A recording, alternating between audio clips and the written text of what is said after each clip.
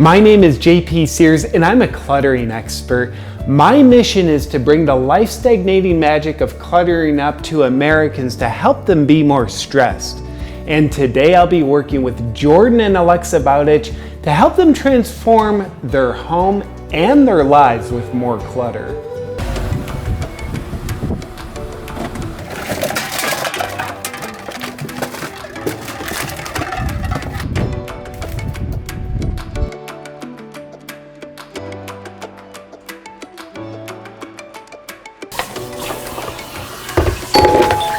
I think JP's here.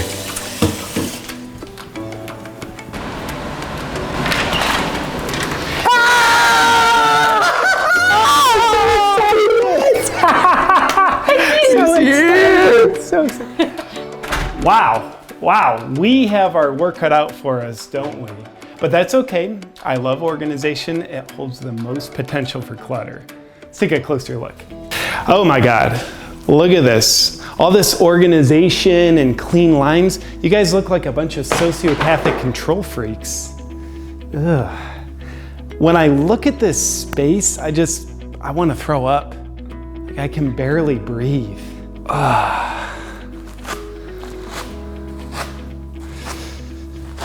Okay, I can breathe a little bit. You guys starting to feel a difference?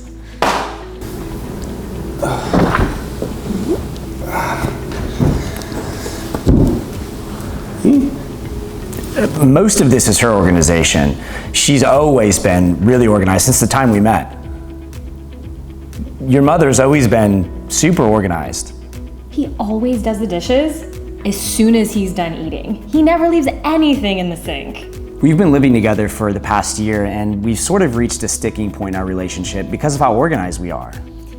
I mean, I'm really worried about him and how peaceful he is. I mean, at this rate, he's gonna live to be 90 to 95 years old and with a good quality of life. Now, right off the bat, it's easy to see how they're limiting their potential for more stress. I can hardly stand to look at the clean lines and open space in their home. It's like people in poverty are living there. In the country where I come from, America, more is better. Not having much stuff means you're poor. Having a lot of stuff is the primary sign of success. Emptiness is a sign of poverty and loneliness. Okay, so we are gonna begin the process of transforming this place. Alexa, let's start with you in the kitchen. Might as well start assigning roles based on gender, huh? So here's your first lesson. You'll go through each item in your kitchen one at a time and hold it in the palm of your hand and ask, does this spark stress? If so, you want to keep it. Now, if it sparks joy, you want to get rid of it. Let's go ahead and get started.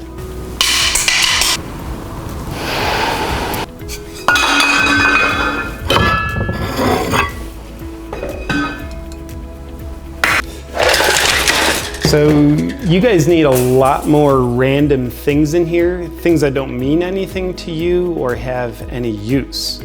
When you hold an item in your hand, there's a wisdom in your body that knows if it makes you more stressed or more joyful. It's purely magical.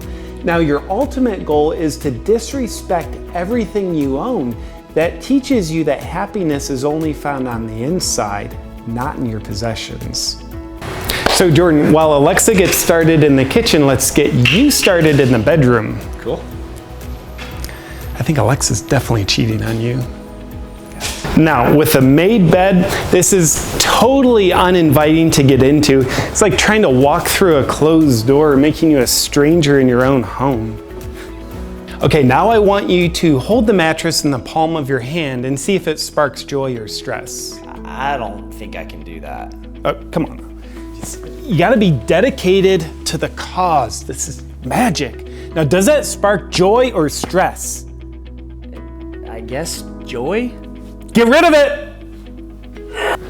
Okay, so you see this little tiny spot of open space on the floor? That's the perfect spot to put some clothes. When unfolding clothes, you want to hold them in the palm of your hand and then chaotically throw each item onto the floor so it lands like an octopus with no bone structure, and then leave it there. Oh, so who gave this to you? My mother did before she passed. Get rid of it. Your mother obviously didn't love you enough to take better care of herself so she could stick around and spend more time with you. You don't want to hold on to something from a woman who didn't even mean to have you. Jordan, your mother was a promiscuous 17-year-old with daddy issues who found a disgusting young man to validate her existence by paying attention to her crotch. And she had such low self-worth that she wasn't even willing to ask him to pull out. And that was the genesis of you. So the last thing you want to do is hold on to the sentimental memory of such a shameful woman. Throw it out and replace it with like 12 random things from Walmart. Goodbye, Mom. It's hard. I mean, I look at most things and I think, we're probably never gonna need this one day. We should just get rid of it. This is exactly how her mother is. Oh, grow up. What am I supposed to do? Just clutter this place all by myself with no support? Though at this point they still have a long way to go, but I can already see how the increased clutter is having a positive effect on their relationship. There's more stress and tension there. Jordan couldn't be more condescending and Alexa couldn't be less self-responsible. JP's here.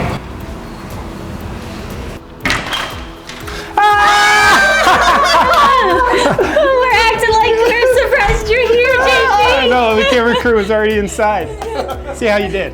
You guys, I'm so proud of you. I feel more stagnated already just being in your home. Like, I don't even know what I'm sitting on. I'm so proud of you guys.